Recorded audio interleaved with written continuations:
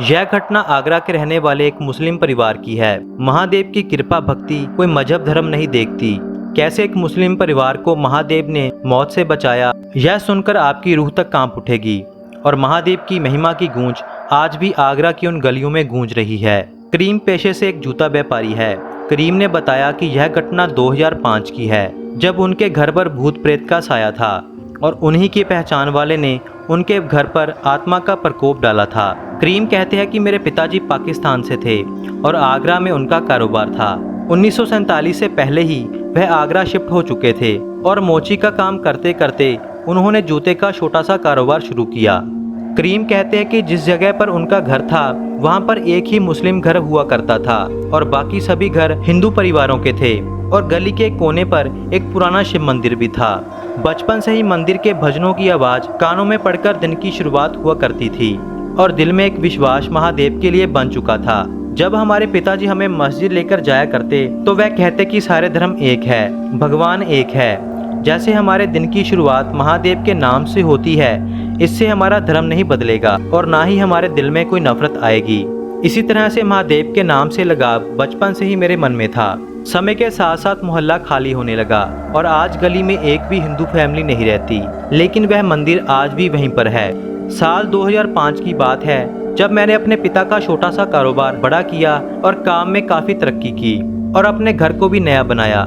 लेकिन हमारी खुशियों को किसी की नज़र लग चुकी थी और हमारे घर में कुछ ऐसा होने लगा कि हमारी रातों की नींद उड़ गई। घर में प्रवेश करने के कुछ दिनों के बाद ही सारे परिवार को घर में कुछ अजीब सी आवाज़ें सुनाई देने लगी। पहले तो हमने इग्नोर किया, लेकिन वह आवाज़ें दिन पर दिन बढ़ती रही और तभी सबको एहसास होने लगा कि परिवार के अलावा कोई और भी हमारे घर में है। फिर कुछ ही दिनों में एक भयानक साया मेरी पत्नी को दिखाई दिया और डर के मारे वह बीमार चलने लगी। यहाँ तक कि मेरी पत्नी ने बोलना भी छोड़ दिया था और कुछ ऐसा ही मेरी छोटी लड़की के साथ भी होने लगा। परिवार मौत की कगार पर था और मेरा कारोबार दिन पर दिन कम हो रहा था। 2005 जनवरी की बात है, जब एक रात मैं कमरे में सो रहा था और मेरी पत्नी भी मेरे साथ ही थी कि रात में मुझे मेरे चेहरे पर कुछ टपकता हुआ महसूस हुआ। लाइट जलाकर देखा तो वह खून था। जब मैंने साथ पड़ी अपनी पत्नी को देखा तो वह खून के साथ लथपथ थी। मैं बिल्कुल डर गया और मैंने अपनी पत्नी को उठाया और सारा परिवार घबराकर घर से बाहर आ गया। मेरे घर के पास में रहने वाले मस्तान जी ने हमें उस रात अपने घर में पनाह दी और मैंने मस्तान को सारी बात बताई।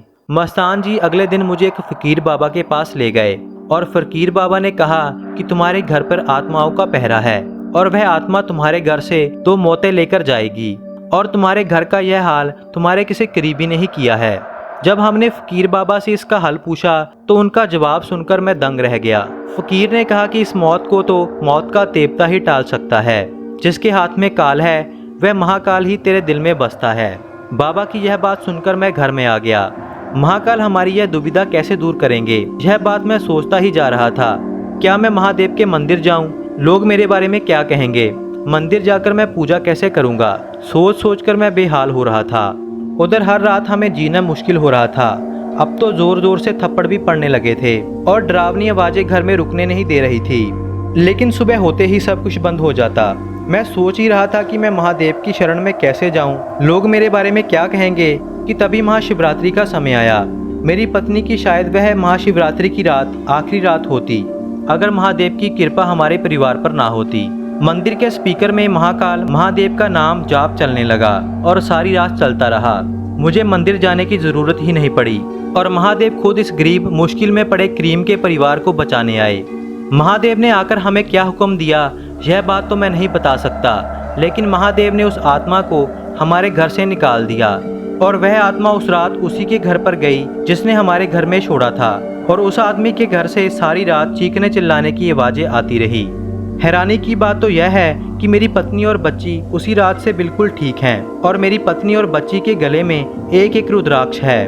वह रुद्राक्ष कहाँ से आया यह तो मैं नहीं बता सकता, लेकिन उसी रात से वह रुद्राक्ष उन दोनों के गले में है। हर हर महादेव।